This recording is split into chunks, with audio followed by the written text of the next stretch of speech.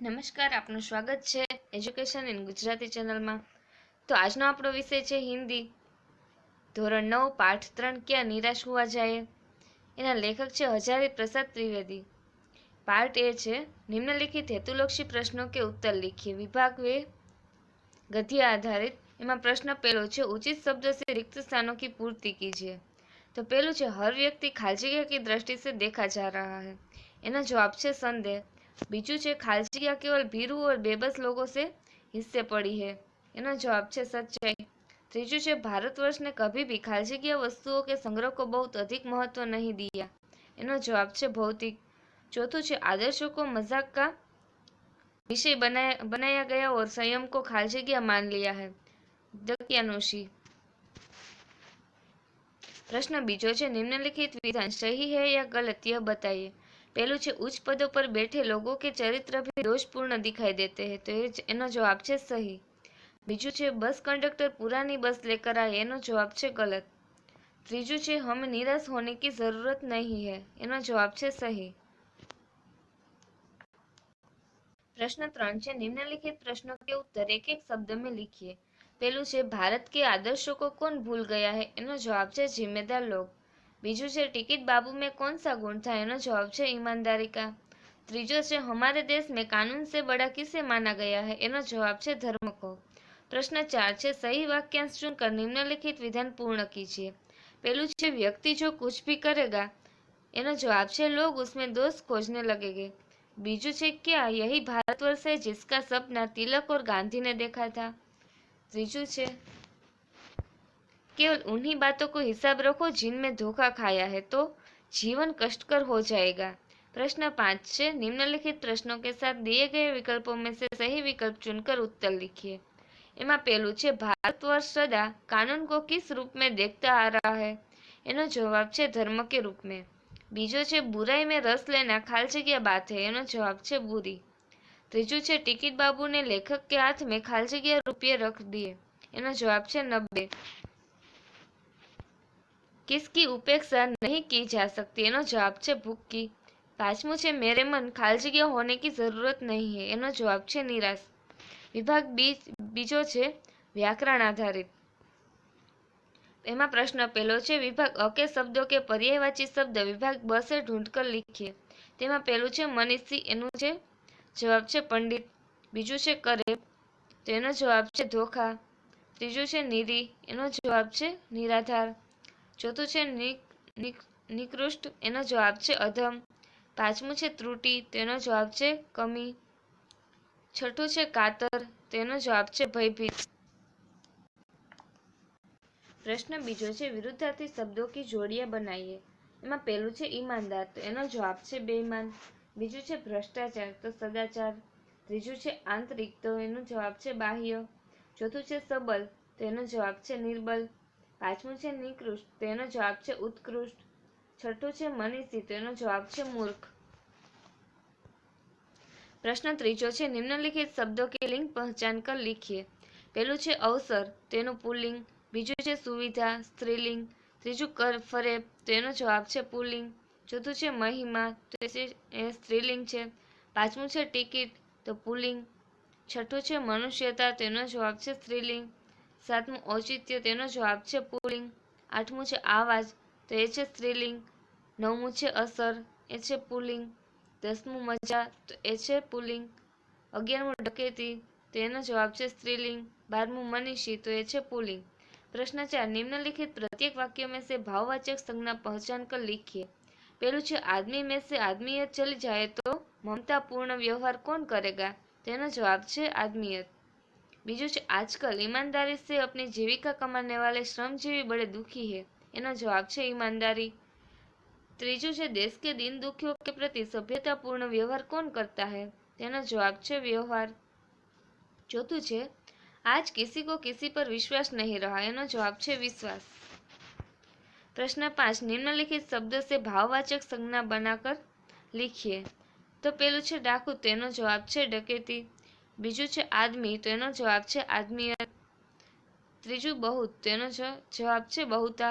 चौथो सभ्य तो एनो जवाब છે सभ्यता।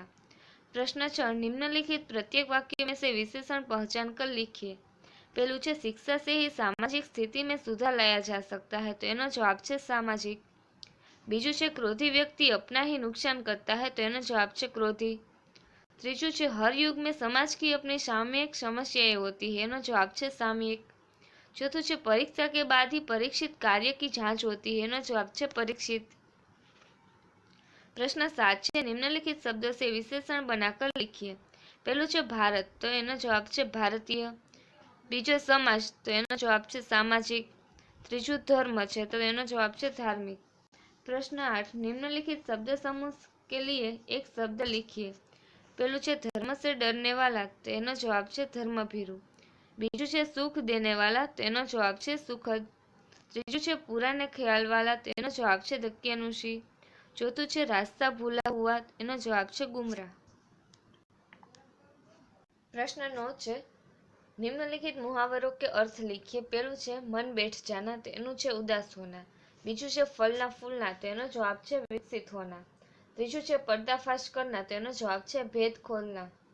चौथुं है चेहरे पर हवाइया उड़ना, तो एनो जवाब है चेहरे का रंग फीका पड़ जाना। पांचमू है कातर ढंग से देखना, तो एनो जवाब है भयभीत होकर देखना। छठुं है ढांढस बंधाना, तो एनो जवाब है सांत्वना देना। सातमू है ज्योति बुझना, तो एनो जवाब है मरना। पार्ट बी है प्रश्न पहलो है निम्नलिखित प्रश्नों के उत्तर एक एक वाक्य में लिखिए। पहलू है देश का वातावरण आज कैसा बन गया है, एनो जवाब है देश का वातावरण आज ऐसा बन गया है कि लगता है देश में कोई ईमानदार आदमी ही नहीं बचा है। बीजू है भारतवर्ष ने किसको अधिक महत्व नहीं दिया, एनो जवाब है भारतवर्ष ने भौतिक। तीजो प्रश्न है देश के दरिद्र जनों की स्थिति सुधारने के लिए बनाए गए कानून सफल क्यों नहीं हो रहे, एनो जवाब है देश के दरिद्र जनों की हीन अवस्था दूर करने के लिए शासन ने अनेक कायदे कानून बनाए हैं। इनका यही लक्ष्य है कि कृषि उद्योग, वाणिज्य, शिक्षा और स्वास्थ्य के क्षेत्रों में लोगों की स्थिति को अधिक उन्नत और सुचारू बनाया जाए। चौथो है किसी के दोषों का पर्दाफाश करना कब बुरा बन जाता है, एनो जवाब है दोस्तों का पर्दाफाश करना बुरी बात नहीं है, लेकिन जब किसी के गलत पक्ष में रुचि रखकर उसे उद्घाटित करना अपना कर्तव्य मान लिया जाता है तब वह बुरा बन जाता है। तीजो प्रश्न है निम्नलिखित प्रश्नों के उत्तर 5 या 6 वाक्यों में लिखिए। पहलू है लेखक का मन क्यों बैठ जाता है, एनो जवाब है हमारे देश के अखबार में चोरी, डकैती, तस्करी और भ्रष्टाचार के समाचारों से भरे होते हैं। राजनीतिक दल एक दूसरे पर आरोप प्रत्यारोप लगाते रहते हैं। ऐसा लगता है कि जैसे देश में कोई ईमानदार आदमी ही नहीं रह गया है।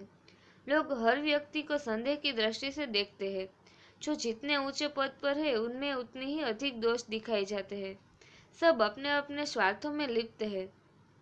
देश के हित की बातें बहुत कम हो रही है। देश और समाज की ऐसी दशा देखकर लेखक का मन बैठ जाता है। प्रश्न बीजो है धर्म को भारतवर्ष में श्रेष्ठ क्यों माना गया है, एनो जवाब है शासन और समाज की सुख सुविधा के लिए सरकार तरह तरह के कानून बनाती है, लेकिन भारतवासियों की दृष्टि में धर्म कानून से बड़ा है। धर्म के कारण ही अब भी सेवा, सच्चाई, ईमानदारी और आध्यात्मिक आदि बने हुए हैं। धर्म के भय से मनुष्य झूठ और चोरी को गलत समझता है। धर्म बुद्धि के कारण ही लोग दूसरों को पीड़ा पहुंचाना पाप मानते हैं।